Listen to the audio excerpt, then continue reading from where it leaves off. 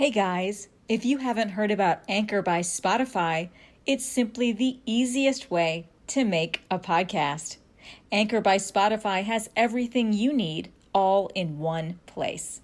So let me explain. Now, Anchor has tools that allow you to record and edit your podcast right from your own cell phone or your own computer. Now, I've been using and loving Anchor by Spotify for 2 years now. And don't forget that Anchor will go ahead and distribute your podcast on so many listening platforms like Spotify and Apple Podcasts, and so many, many more. Now, I think it's simply everything you need to make your own podcast, all in one place. And don't forget, Anchor is totally free. So why don't you go ahead and download the Anchor app or go to anchor.fm to get started. I can't wait to hear all of your podcasts.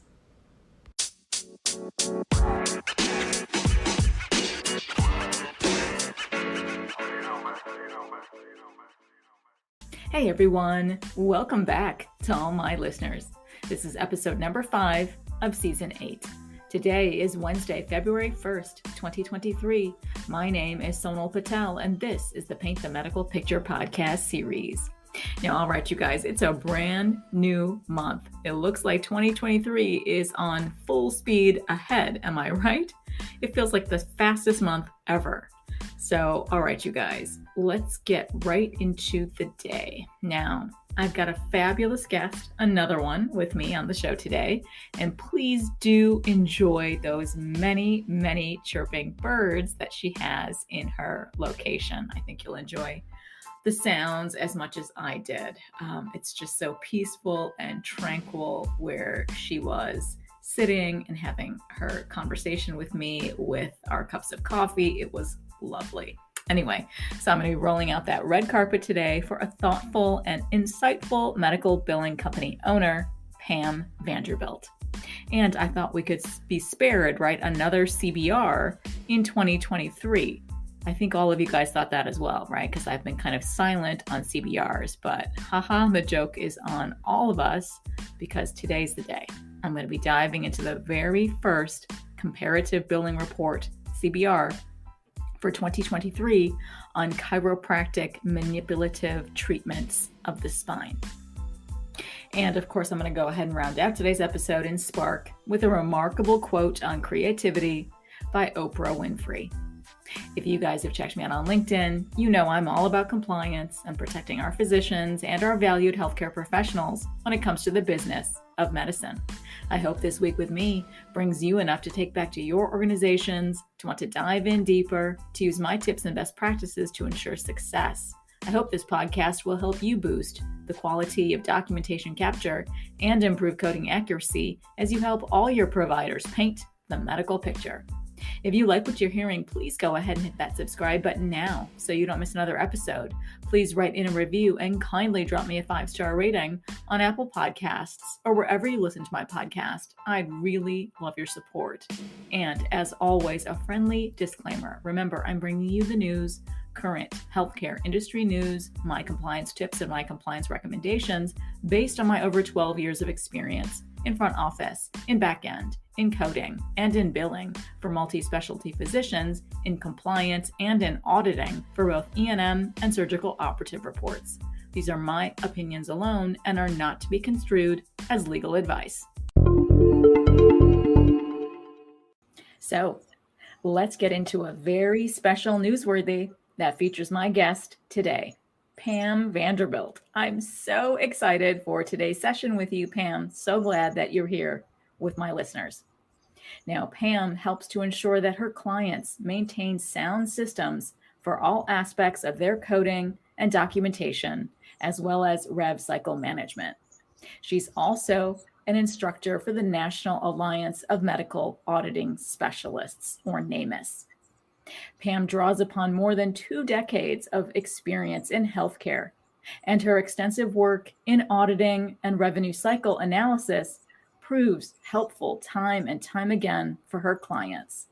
Whether she's analyzing documentation to ensure it meets medical necessity requirements or repairing rev cycle issues that are affecting financial performance. Pam enjoys every single aspect of her work. She finds it especially rewarding when her clients or auditing boot camp students have a light bulb moment and see how their work positively contributes to the financial performance of a practice. Pam is an active member of NAMUS as well as the AAPC, and she holds several credentials. She is also the 2023 president of the Ocala, Florida AAPC chapter. Pam resides in Ocala, Florida, and she enjoys spending time with her husband, 2 grown children, and grandchildren. Pam calls herself a Florida girl at heart, and when she's not enjoying time educating all of her providers and students, you can find her on the beach. Oh my goodness, Pam. Wow. Thank you so much for being here today. And I love seeing you in Florida. I wish I was there. Looks so warm and cozy to me anyway, but I think you told me that it was a bit cold, right? It's a little nippy here today. It's about 53 degrees. So by Florida standards, it's very cold. Exactly. Well, welcome. I'm so glad that you are here with us today. Now, you know what? That bio, right? And that experience that I alluded to in your bio is fantastic, right? Because in this little niche, it really does take a lot of work to gain that experience. So, with all of those credentials that I know you also have, I want you to tell the audience a bit about that in a moment or two, right? Because I really think that's going to help the audience understand all of the possibilities that you can gain in this space, right? That we can obtain credentials, that we should be digging deep into finding out what we want, where we'd like to go, right? And do we actually need all of these various specialty credentials if we don't, for example, say we know that we're very strong in cardiology, for example, right? So do we need that extra certification?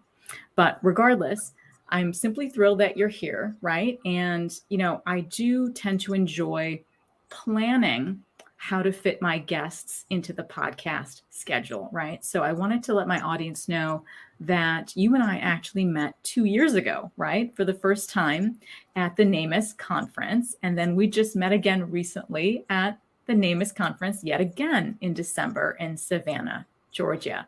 So I thought, since we just saw each other, now is the most appropriate time for me to bring you on so you can actually share with everybody your journey, right? All of the steps it took for you to get here in this particular space, right? And what inspired you to begin with to get into this line of work. I'd love to hear some more. Thank you so much. I kind of got into healthcare by accident. My parents are hospital administrators. My grandfather wishes that my mother was a doctor, and she very well could have been if she wanted to be. But the clinical side of healthcare held no interest for me. And I just didn't have any understanding what healthcare, if you weren't clinical, what healthcare really meant. But after my second child got to the age of being in school, I was looking for something to do besides just watching soap operas during the day. And growing up in the medical community, of course, we had a lot of friends who were medical providers. And one of the practices needed a switchboard operator.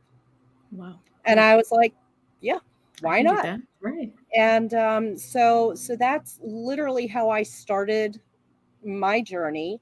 My office was in the billing office for this practice. And there were times that the phones were incredibly busy.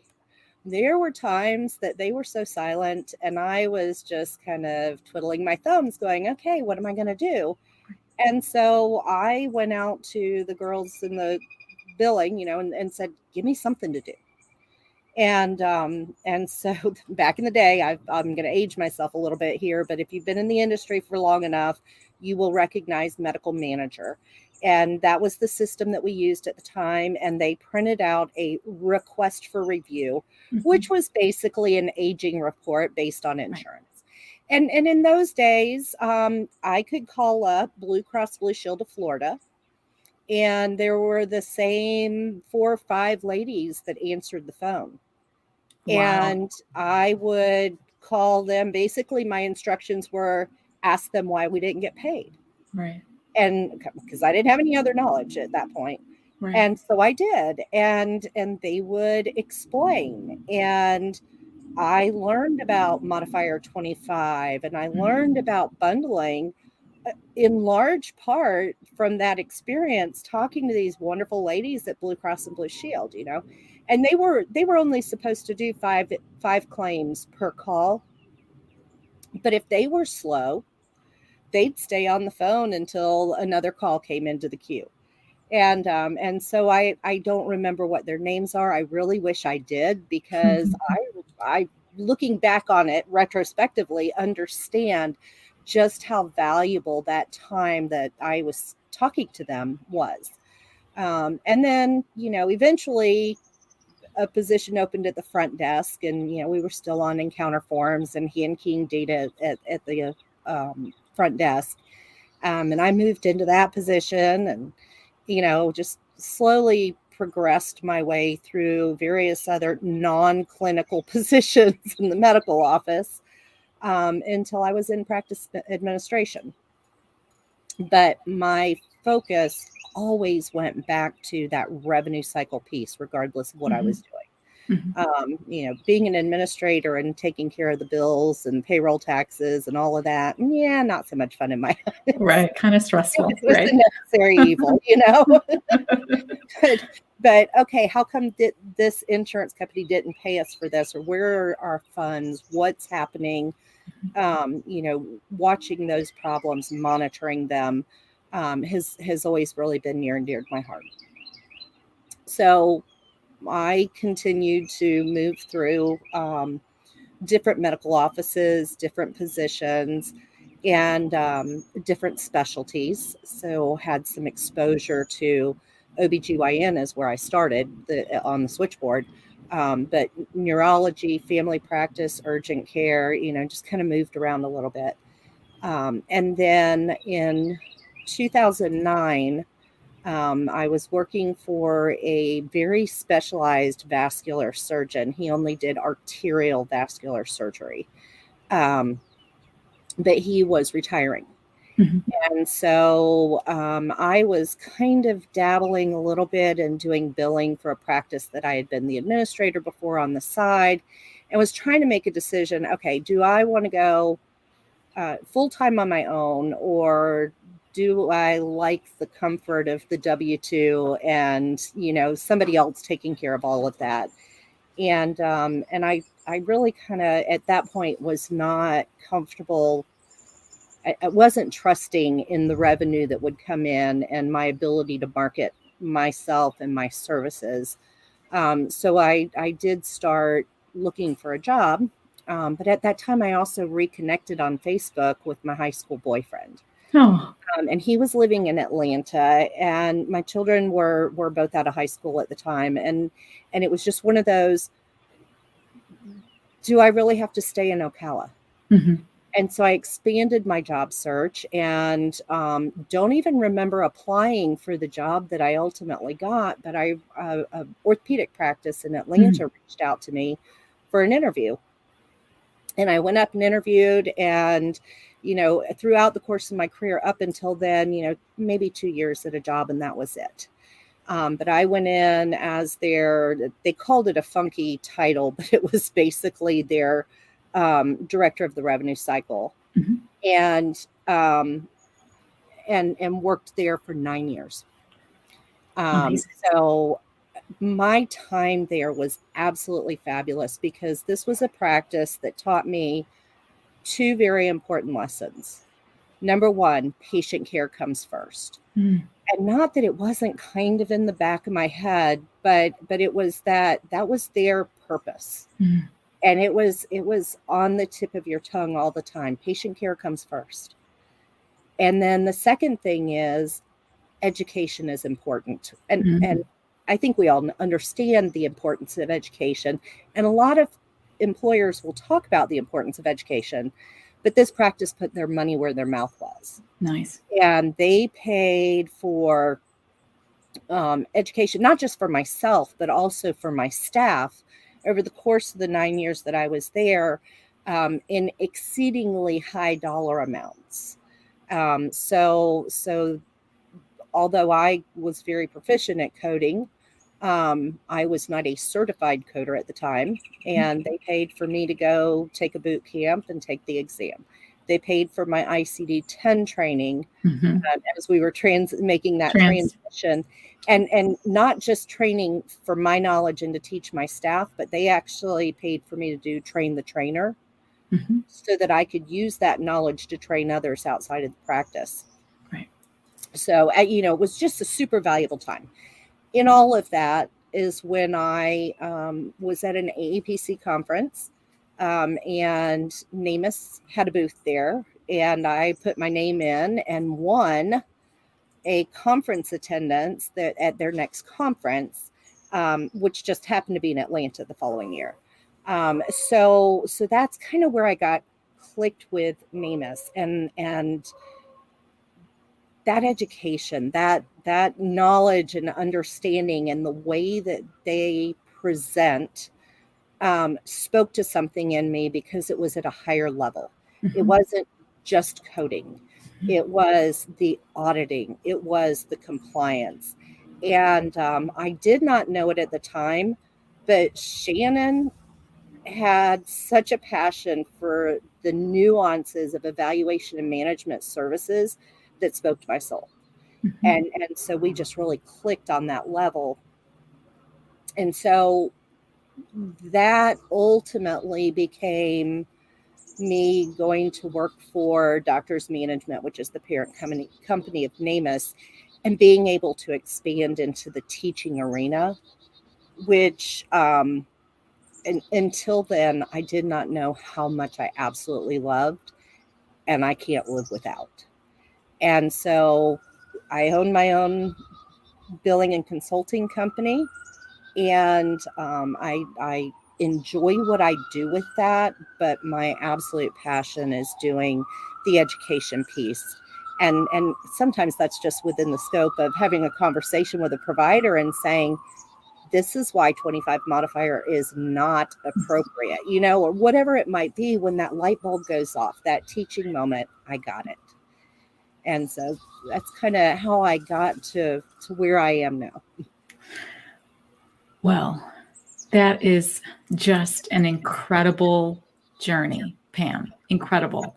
So, while I was listening to you talk about all of the various positions you took and all of the really critical times in our coding world that you went through, especially that transition from, ICD-9 to 10. I know I had lived that as well. It's basically when I started my career, right? So I really value, mastering ICD-9, and then, when you are able to have an employer really help you transition and help the education process, right? Make sure you pass all of the modules for ICD-10, right? All of that happened a long time ago. So critical, so important. So I heard that loud and clear, that organizations, even back in that time period, were few and far between, but they did embrace education, right? Which is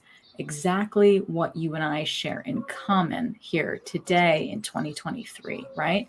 When we saw all of our colleagues at NamUs, you talked about Shannon DeConda, right? The president of NamUs. She's amazing.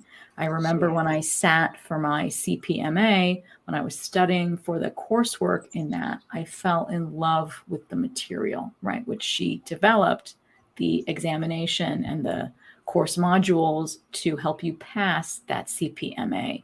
So yeah, I was inspired by her, even though I did not know her at the time, back in 2014 when I obtained that credential.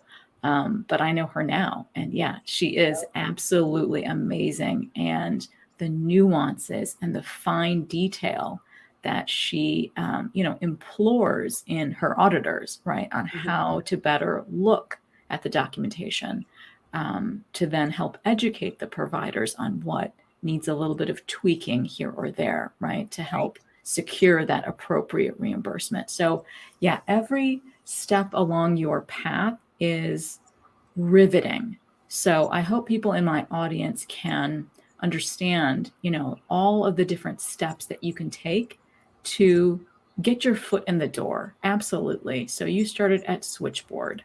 Yep. Everybody has to start somewhere, right?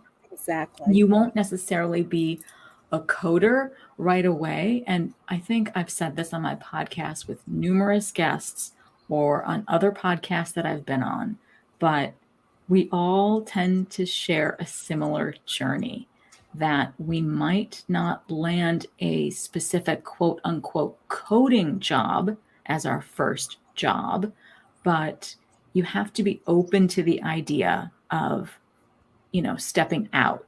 And you can work at the switchboard, right? You can be an operator at the insurance company, for example. You can be on that call system there. You can be at the front office for the physician's office. Pick up the phone there.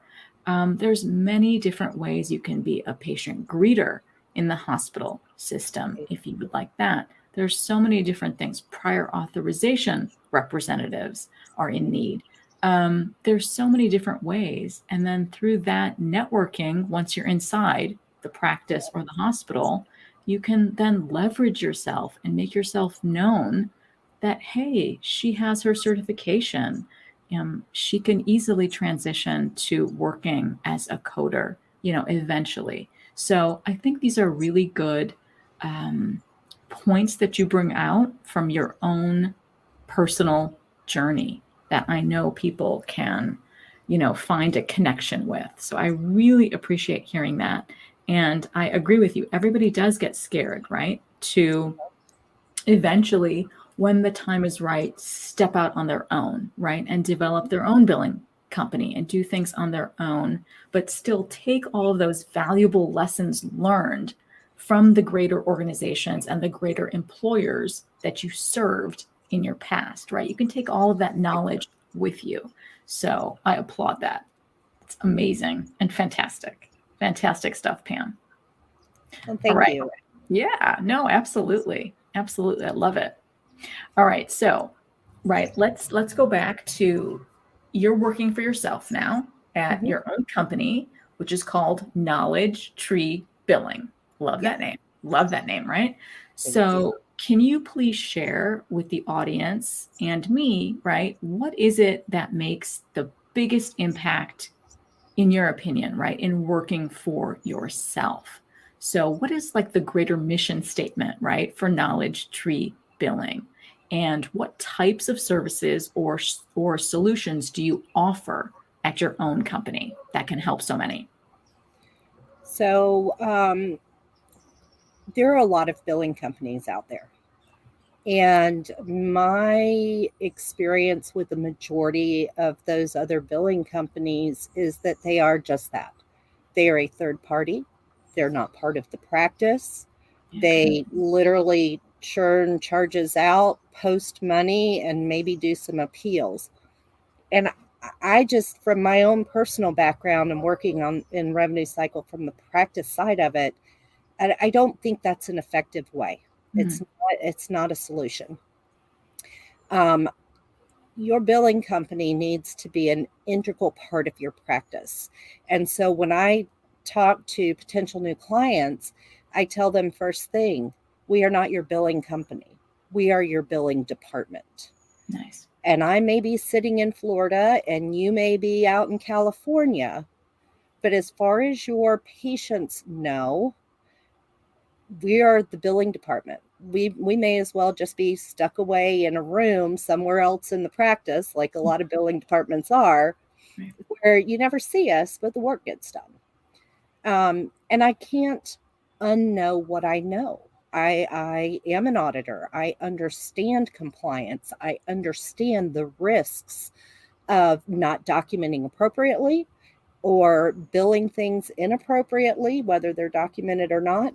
And so I can't not see that.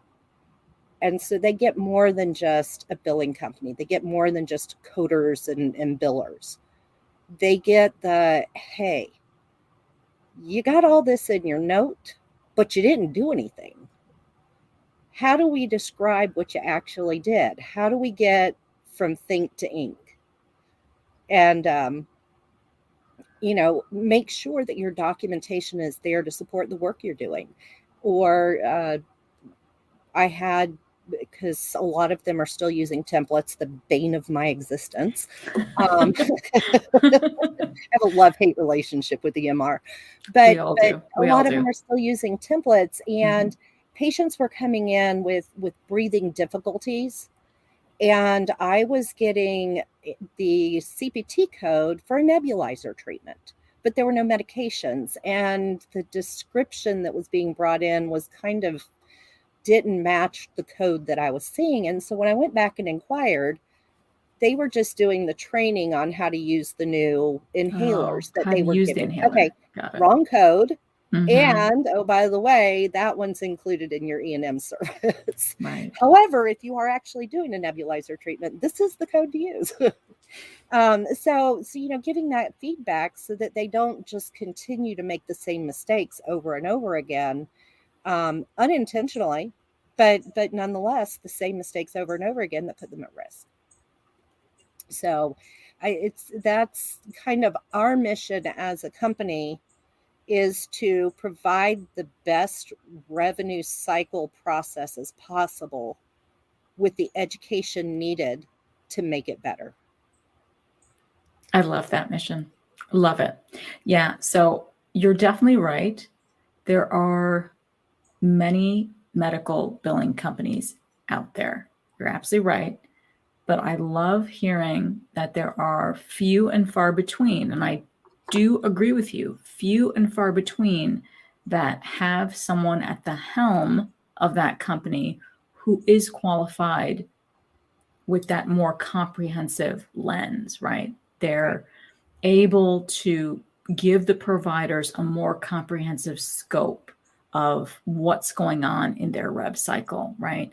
And I love hearing that you provide that at your company, that you are definitely an auditor. And so you can assist with that process as well right away, right? Because you're already retained as their billing department. So you can also offer such a thing as those internal audits, right? And look under the hood from time to time, right?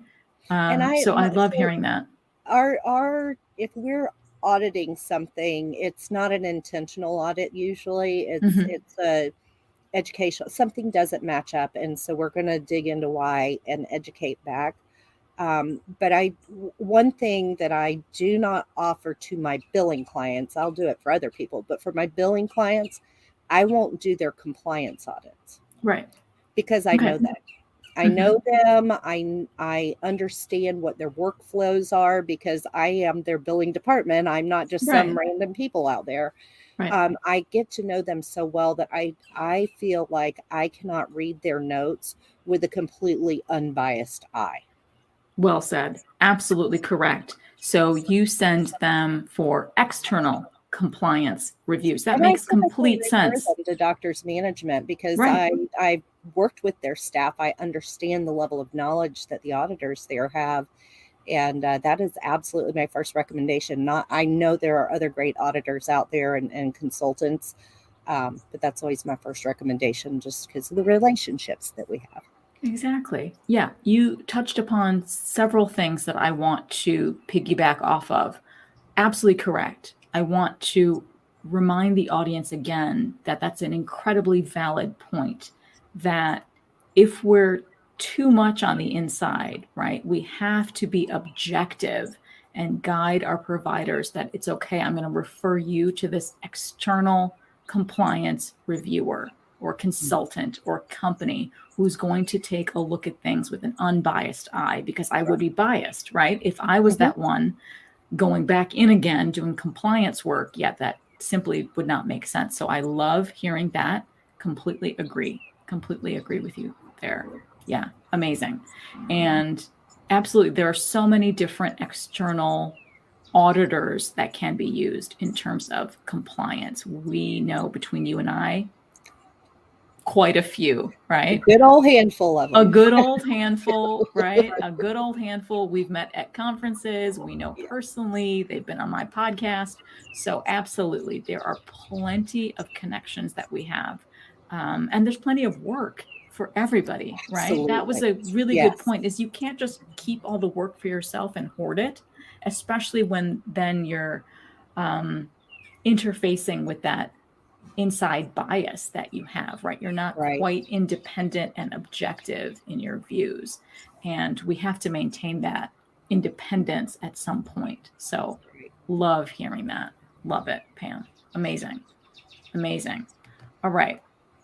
Now, clearly, right, your mission, right, has been reflecting on appropriate reimbursement for physicians and providers. I loved hearing that point that you made, that when you're looking at their documentation and you see things that aren't quite captured appropriately, right, or there was some erroneous code that was pulled in, like you had mentioned about the nebulizer treatment, which was in fact the education part of it instead.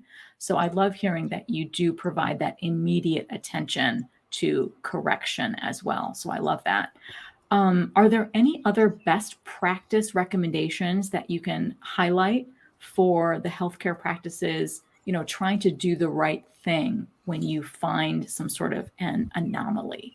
I know I would love to hear some more of your inside facts there. I think that my perspective, and I think you probably hear it all goes back to education from my perspective.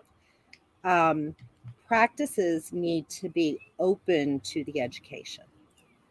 But you've got to be getting it from the right sources. You and I both know that we could go out on forums, we can Google a question and we'll get out on a forum and there'll be opinions all over the place about if something's allowed or not allowed or how to code it, but nobody puts any authoritative source behind the comment. Well, I shouldn't say nobody. Rarely do we see that authoritative source. Well, just because another practice is doing something and getting paid for it doesn't mean it's compliant. And so the practices need to have that culture of compliance, as Sean Weiss says, that we're going to figure out the answer and make sure we're doing it correctly before we do it. And I think that from my perspective, that's, yes, patient care comes first. But to get paid for that patient care, we need to make sure that we understand the rules of how we should be getting paid. What is medically necessary? Can we bill all 20 of these codes together? Do they bundle into one procedure? Having that understanding. And I know that the providers don't go to school to be coders, but they absolutely cannot afford to go through their medical career not having some understanding of coding and the regulations that happen behind it, whether it's themselves personally or them hiring the right people. And so I think that, you have to put all those pieces together, because if we miss any of it, then we're going to have bad documentation, bad outcomes, high risk, and it's going to cost more money than profit. So I just, all the pieces play together. I was recently talking about revenue cycle and all the pieces of the revenue cycle. Revenue cycle starts at that initial phone call when the patient first calls to make an appointment. And people don't recognize that value in making sure we have that information correct.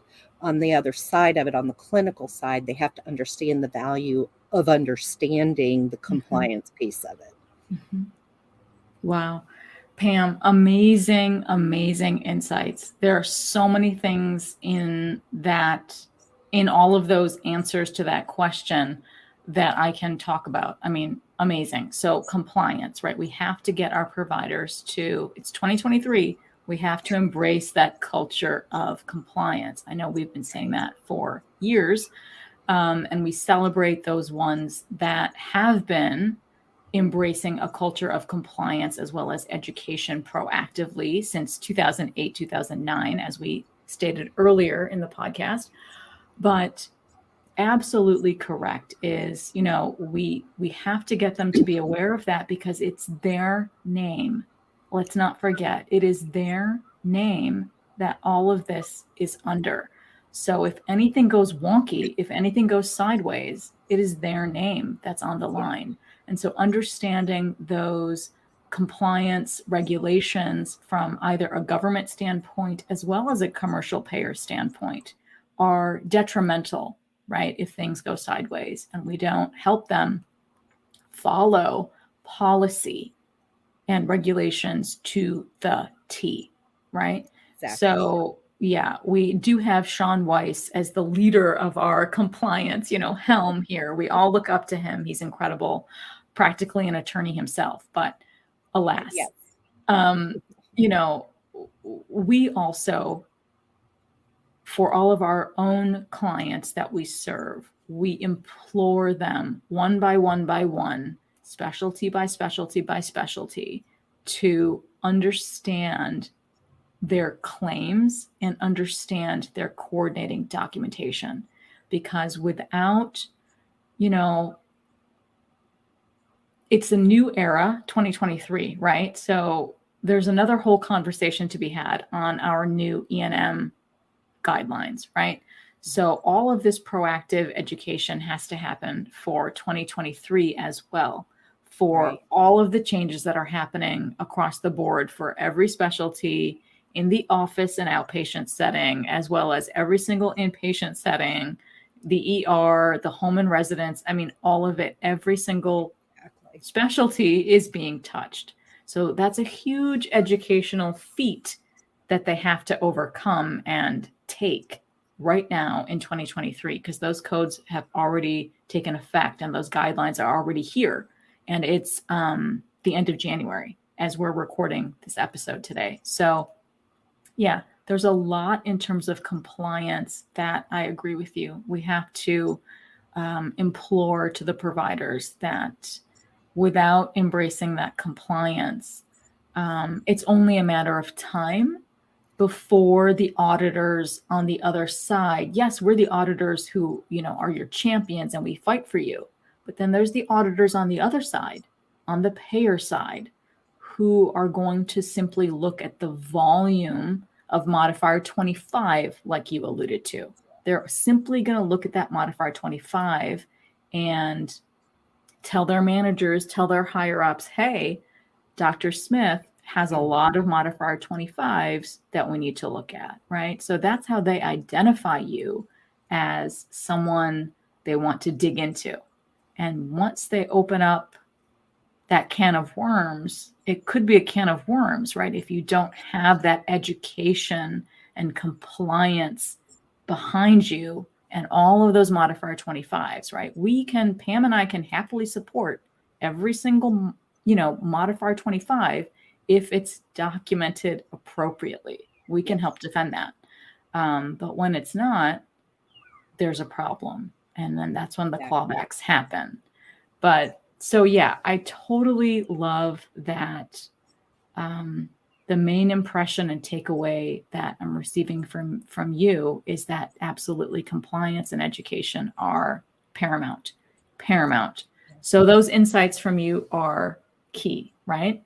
So I know it's almost time for you to leave us today, but in my last question for my first time guests, I tend to find the best question because I want to take the long view, right? Like, where am I going to see you, Pam, and your company, or just you personally, right? Where am I going to see you in the next 5 years? That's a fun question, actually. I very intentionally only hire people that I've previously worked with within my company. Okay, great. Because I know them, I know their work ethics, I know their level of knowledge. And I trust them implicitly because I may have other people touching these accounts, but at the end of the day, these are my clients, and I want to make sure that all of the work that's being done is as if I was doing it myself. So by creating that culture within my organization, I have people that can kind of duplicate me.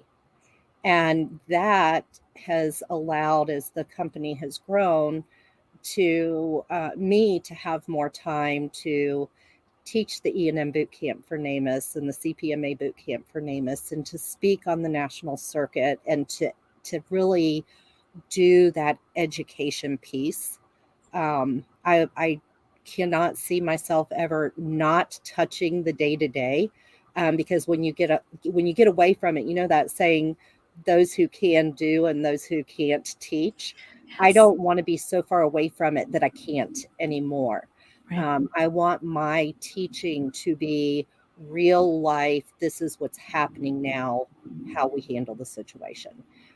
So in 5 years, I hope that I'm teaching more, that I'm traveling a little bit more, speak on the speaker circuit now that we've started doing things in person again, um, and maybe working a few less hours a week.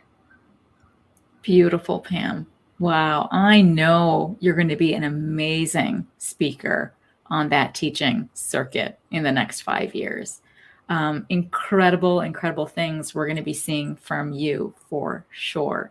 So I love hearing what's on your 5 year plan. I love that. And I love that you also employ trusted people, right? That's also the key takeaway in our conversation today. Is you had touched on this in the beginning. There are so many billing companies out there that just hit the push button, right? Push, submit, submit, submit, and they don't really do that comprehensive research. So I love hearing that you employ people, like-minded people like yourself, who provide the full comprehensive attention to everything 360. They look at everything. So I love hearing that. But yeah, I love your 5 year plan. Love it. Travel more, absolutely, because bye bye pandemic. I hope it doesn't come back to our shores again, right?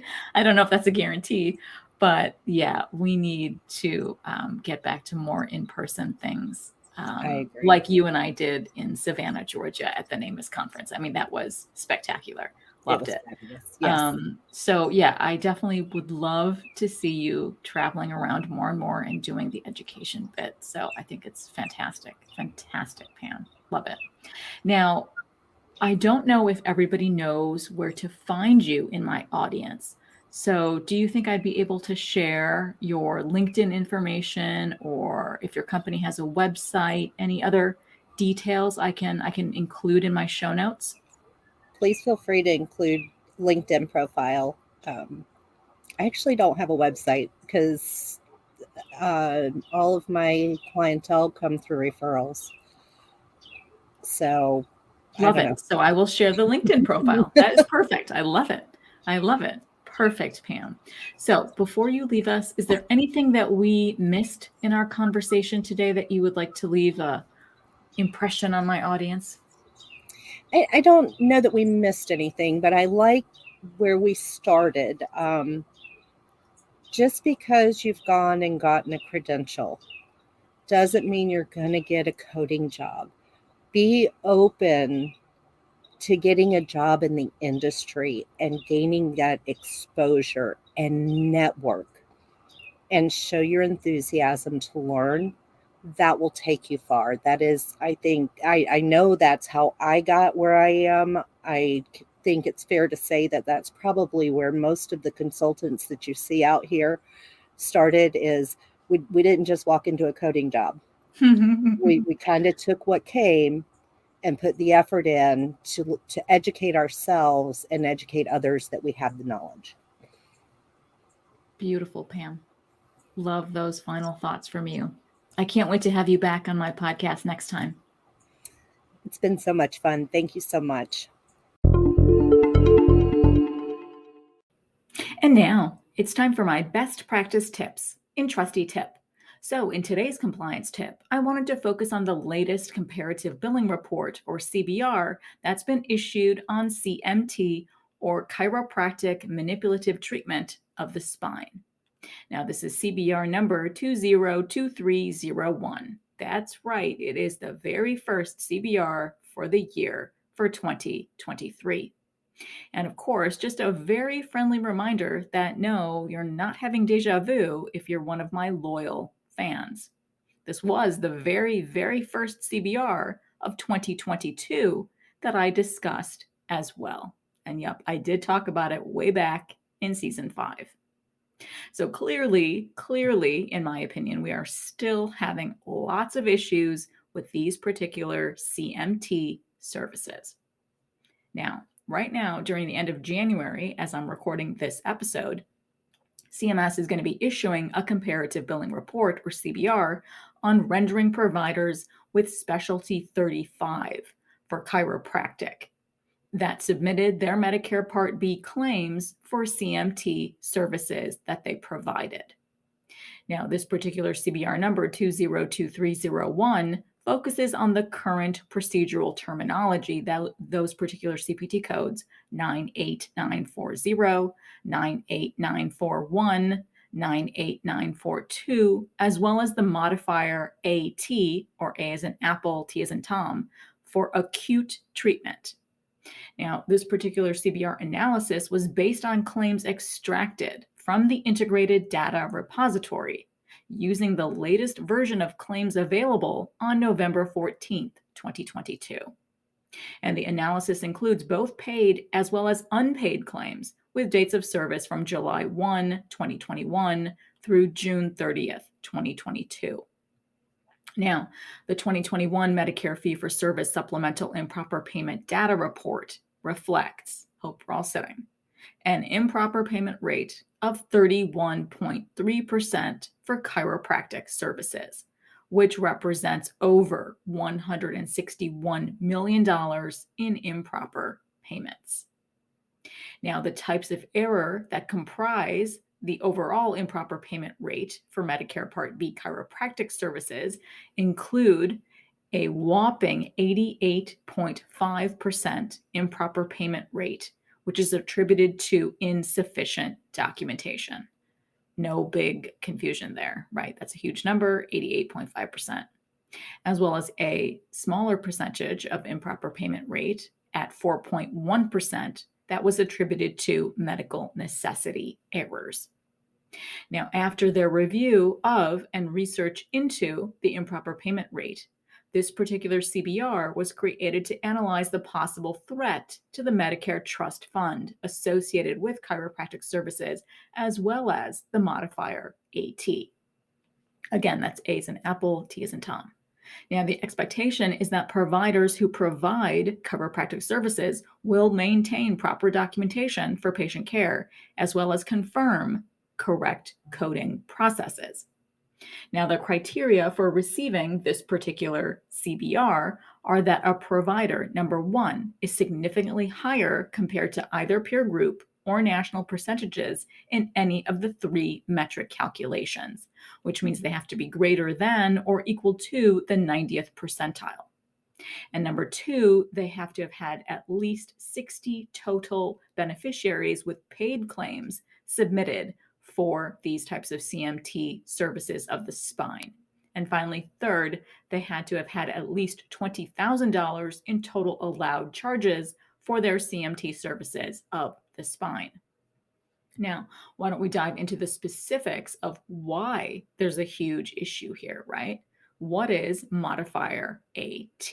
Again, that's A as in apple, T as in Tom. What is that? Now, modifier AT is defined in our HCPCS manual 2023, right? And as I'm reading what the definition is, let me tell you, it is, quote, append this modifier with specific chiropractic manipulative treatment, or CMT, spinal codes when the provider performs treatment of the acute or chronic spinal subluxation. end quote. Now, this explanation for modifier AT in our HCPCS 2023 manual continues on and reads, quote, the provider uses the modifier AT with chiropractic manipulative treatment codes such as 98940 through 98942 to indicate the acute or active nature of treatment. The patient's medical records should also support the active nature of chiropractic treatment in that the record should reflect the anticipated result of the chiropractic manipulation is either an improvement in or a complete arrest of the progression of the patient's condition, end quote. Now, our HCPCS book continues on and further provides that there are some tips, right, which are not outlined. These tips are not outlined in the CBR letter that you will receive. So let me disclose to you what the tip is. This is my bonus tip. This is the HCPCS tip as well, okay? And it reads, quote, this modifier is not applicable when the medical records suggest that the provider is performing a maintenance chiropractic service to maintain or further prevent deterioration of a chronic condition, end quote. So again, that AT modifier is being misused for services that are considered maintenance versus active or acute treatment. So keep that in mind as well when patients are being treated. Now, let's move on and let's dive into the CPT codes at issue in this particular CBR, right? So what is CPT code 98940? That's defined as the chiropractic manipulative treatment, CMT, spinal, 1 to 2 regions. What are those 2 regions, you ask? The cervical and the thoracic regions of the spine. Let's move on to CPT code 98941. That is for chiropractic manipulative treatment, CMT, spinal, 3 to 4 regions. What are those regions? Those would include the cervical and thoracic, as well as the lumbar and pelvic regions of the spine. And then finally, CPT code 98942 is defined as chiropractic manipulative treatment, CMT, spinal, 5 regions. What are those 5 regions? Cervical, thoracic, lumbar, pelvic, and then finally sacral. Now the metrics, right? This particular report is definitely an analysis of the following metrics. Number 1, the average allowed services per patient. Number 2, the percentage of allowed services of CMT, services of the spine, that are billed with, in particular, they want to hone in on CPT code 98942. As well as finally, third, the percentage of claims that are submitted with that modifier AT. All right, now the CBR 202301 summarizes statistics for services with dates of service from July 1st, 2021 through June 30th, 2022. Now, the CBR discloses that there are 43,790 rendering providers nationwide that have submitted claims for CMT services of the spine. Now, the total allowed charges for these claims were over $677 million during the analysis timeframe. And remember that those CMT services of the spine vulnerability include that, according to that 2021 Medicare fee for service supplemental improper payment data report, right? They disclosed an improper payment rate of 31.3% for chiropractic services, which represents over $161 million in improper payments, right? And again, they break that down further, that 88.5% of this improper payment rate is due to insufficient documentation. And 4.1% of this improper payment rate is due to medical necessity errors. So, of course, CBR outlines the desired behavior for CMT services of the spine, right? Which is, of course, fourfold. Number 1, we have to protect the Medicare Trust Fund. Number 2, we have to increase providers' awareness about CMT spine services. Number 3, we have to support our providers' internal compliance processes. And finally, 4th, we have to provide coding guidelines and requirements in this CBR to help our providers out. Now, it's critical to understand that a CBR does not indicate that you are going to get an official audit.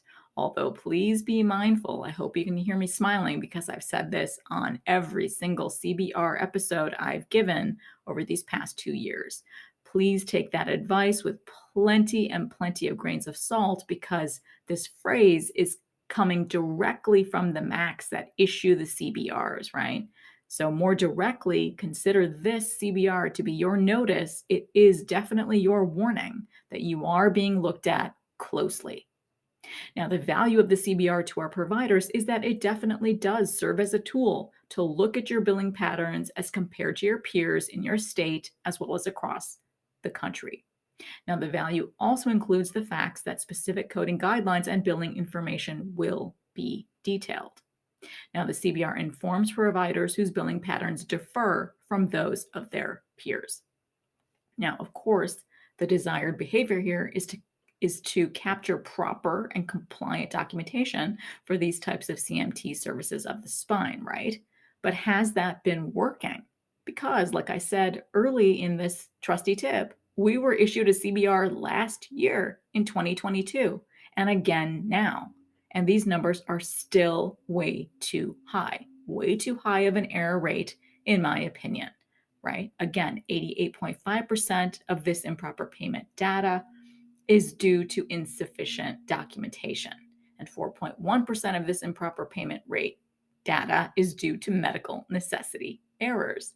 So just for fun, I thought I would take a look back at 2022. Look at that data again. Look at my podcast from a year ago. What does the CBR letter state? So let's go back in time, right? That CBR number 202201 back then, what did it say? It said that there is a 33.7% improper payment rate for chiropractic services. So that's not too far off from our 31.3% for this year in 2023. So that's negligible improvement, right? Negligible. So in 2022, it said it was a 33.7% improper payment rate for chiropractic services, which represented back then over $176 million in improper payment. Again, the number is not that far off. And then they break that down further to, again, a negligible amount of the improper payment rate attributed to insufficient documentation back then in 2022 was 86.8%. So again, 86.8% versus 88.5% this year. So it went in the wrong direction, right? It actually increased this year by that, 2% or so. So the numbers are way too high, right? And in that particular instance, it's going in the wrong direction. And in 2022, the attribution to the medical necessity error went to 8.6%. So at least we went down 4% points for the medical necessity errors because this year in 2023, it's at 4.1%. So regardless, the errors are still there a full year later. So my best practice recommendations, right, always include to review those CPT codes to ensure correct code assignment, right? We should be performing regular internal reviews of documentation and code selection to ensure accuracy and compliance, because these two steps alone, in my opinion, can greatly reduce the possibility of future improper payments. And yet again, though, as I've said at least 15 times so far, insufficient documentation is the big killer here, right? So what documentation do I want to see when I audit for chiropractic services for those subluxations of the spine? Now, I want to see if there are any Medicare local coverage determinations or articles or national coverage determinations that may apply. And I also want to see that the documentation meets all those requirements for these services for every single CPT code addressed on the CBR, which is 98940, 98941, and 98942, as well as that pesky modifier AT. A is in Apple, T is in Tom, right? So when you do that background research, did you know that there most certainly is an LCA, or a local coverage article for chiropractic services? So let's go over some of those few key features that I think apply very, very nicely to honing in on your CBR and then digging into your own data and applying this LCA to yourself. So, some of these key features include for active treatment, again, with that appendage of modifier AT, your documentation needs to include facts like the patient must have a significant health problem in the form of a neuromusculoskeletal condition necessitating treatment, as well as the manipulation services rendered must have a direct therapeutic relationship to the patient's condition, as well as provide reasonable expectation of recovery or improvement of function. The patient must have a subluxation of the spine as demonstrated by an X-ray or a physical examination. Now, most spinal joint problems fall into these following categories according to this LCA. It can be an acute subluxation, which is defined as a patient's condition is considered acute when the patient is being treated for a new injury, identified by X-ray or physical examination as specified above. The result of chiropractic manipulation is expected to be an improvement in or an arrest of progression of the patient's condition. Or the spinal joint problem could fall into this category of chronic subluxation. What does that mean? That means a patient's condition is considered chronic when it is not expected to significantly improve or be resolved with further treatment, as is the case with an acute condition, right? So there's a difference there. But where the continued therapy can be expected to result in some functional improvement. Once the clinical status has remained stable for a given condition without expectation of additional objective clinical improvements, further manipulative treatment is considered maintenance therapy and is not covered. So we have to be mindful of the fine print, those details in those LCAs, right? And then they go on and say that an acute exacerbation is a temporary but marked deterioration of the patient's condition that is causing significant interference with activities of daily living due to an acute flare-up of the previously treated condition. The patient's clinical record must specify the date of occurrence, nature of the onset, or other pertinent factors that would support the medical necessity of treatment. As with an acute injury, treatment should result in an improvement or an arrest of the deterioration within a reasonable period of time. So this particular CBR should have all of us that are performing CMT services of the spine really, really, really buckle down and self-audit whether we received this particular CBR in the mail or not. It's a great time to dive deeper into your own data, help yourself, and help the Medicare Trust Fund at the same time. You should be paying attention to what you're sending out the door, right? Is it really in compliance? So I always recommend stay ahead of the curve and avoid receiving post-payment audits from the payers down the road.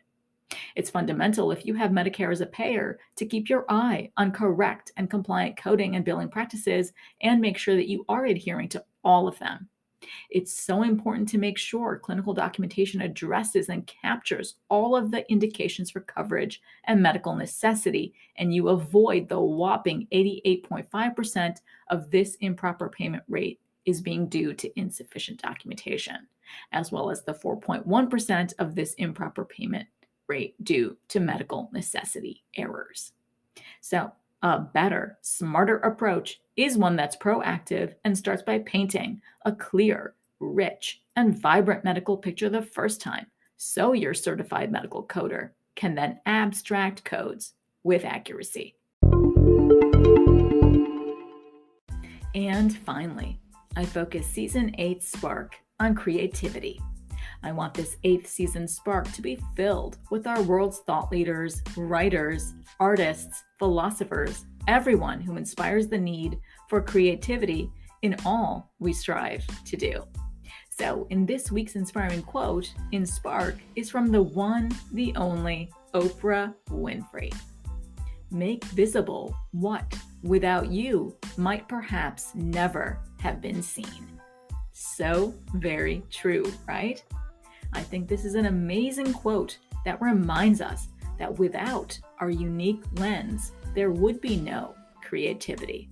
What is it that we see? What is it that we want to show others? Why do we want others to see from our unique perspective? I think this quote reminds us that we all have that inner drive, that hunger to share our visions, our creativity. We make our greatest impact by applying our creativity. I'm happy Oprah Winfrey's spark still burns brightly in all of us today. So that wraps up today's episode. And as always, I appreciate you all diving into today with me. If you want more information from me, please go ahead and follow me on LinkedIn. I'll leave links to everything in the show notes below. Please have an amazing week ahead in this very, very short month of February. And remember to carve out some time for yourselves to unwind and play, or just to be still. I know in my final fun note today, I have plenty of snow to play in here. It's the first big snow of the season that came a bit late, but I cherish it. The silence of snow is profound.